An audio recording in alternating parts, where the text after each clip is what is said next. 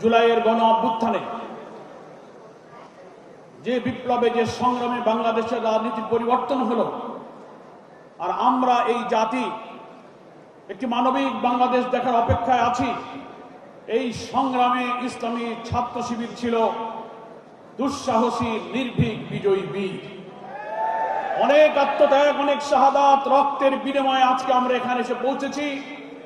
একটা কালো যুগ আমাদের পেছনে, একটি নতুন সম্ভাবনা আমাদের সামনে। সেই সময়ে জাতিকে ঐক্যবদ্ধ করে আমাদের সামনে এগিয়ে যেতে হবে। ঠিক সেই সময় আমরা আবার একটি চক্র, একটি ষড়যন্ত্র দেখতে পাচ্ছি। আমাদের এই অগ্রযাত্রাকে রুখে দেওয়ার জন্য ইসলামী ছাত্র শিবির তথা আধিপত্যবাদ বিরোধী ইসলামী জনতার এই সংগ্রামকে ঠেকাবার জন্য সন্ত্রাস দিয়ে যখন তারা পারেনি, তখন তারা মিথ্যাচার, অপপ্রচার, নানান প্রযুক্তি দিয়ে জাতিকে বিভ্রান্ত করে আমাদেরকে আবার সেই পেছনে ঠেলে দিতে চায়। কিন্তু জাতি কোনো মিথ্যাচার, কোনো মিসপ্রপাগান্ডাকে কখনো বিশ্বাস করবে না। তারা জানে না ইসলামী ছাত্র শিবিরকে কখনো সন্ত্রাস দিয়ে কখনো স্তব্ধ করা যায় না। রাজনীতির ইতিহাসে এটা একটা মহাসত্য। কোন আদর্শবাদী আন্দোলনকে যখন তাগুত শক্তি, প্রতিপক্ষ শক্তি যুক্তি দিয়ে, নৈতিকতা দিয়ে, আদর্শ দিয়ে মোকাবেলা করতে ব্যর্থ হয়, তখন মিথ্যাচার আর অপপ্রচারের অন্ধকারের পথ তারা বেছে নেয়।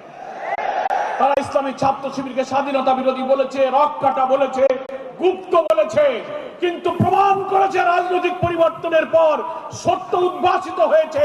4টি পাবলিক বিশ্ববিদ্যালয় এবং জনগণ তাদেরকে প্রত্যাখ্যান করে প্রমাণ করেছে তোমাদের সব মিথ্যাচার হচ্ছে, মিথ্যা, অসত্য, বিভ্রান্ত।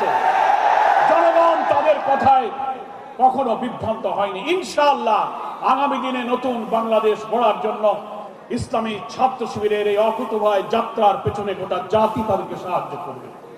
ইসলামী ছাত্র শিবির সেই শক্তি, সেই প্রাণ, যে সত্তা তারা দুনিয়াকে আখিরাতের বিনিময়ে বিক্রি করে দিয়েছে।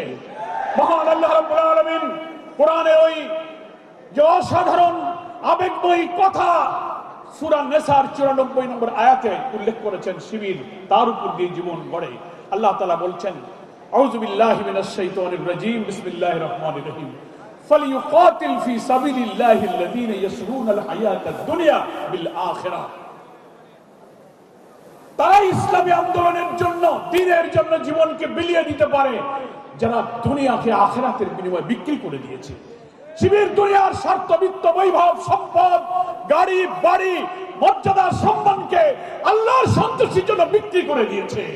তাদেরকে সন্ত্রাস দিয়ে, মিথ্যাচার দিয়ে দুনিয়ায় দাবিয়ে রাখা যাবে না। এরা হচ্ছে সেই জাতি, ওমিনান নাসি মান ইয়াশরি নাফসাহু ইবতিগা মারদাতিল্লাহ আল্লাহু রাউফুন বিল ইবাদ। মানুষের মধ্যে এমন কিছু মানুষ থাকে যারা শুধু আল্লাহর সন্তুষ্টির জন্য নিজের সত্তাকে তারা বিক্রি করে দিতে পারে। ফলে যারা আল্লাহকে পাওয়ার জন্য জীবন বিলিয়ে দেয়, তাদের খুন, ফাঁসি, রিমান্ড, আয়নাঘর, ক্রসফায়ার দিয়ে দমিয়ে রাখা যাবে না, যাবে না, যাবে না। আগামী 26 সালের নতুন বছরের শিবিরের জীবনে এক নতুন প্রভাত, নতুন সূর্যোদয় করুক। সাথে সাথে বাংলার জমিনে একটি নতুন বাংলাদেশের সূর্য উদিত হবে। আজকের এই সম্মেলনের এই বার্তা সারা দেশ এবং দুনিয়ায় ছড়িয়ে পড়ুক, এই দোয়া করে, এই আকাঙ্ক্ষা ব্যক্ত করে আমার বক্তব্য শেষ করছি।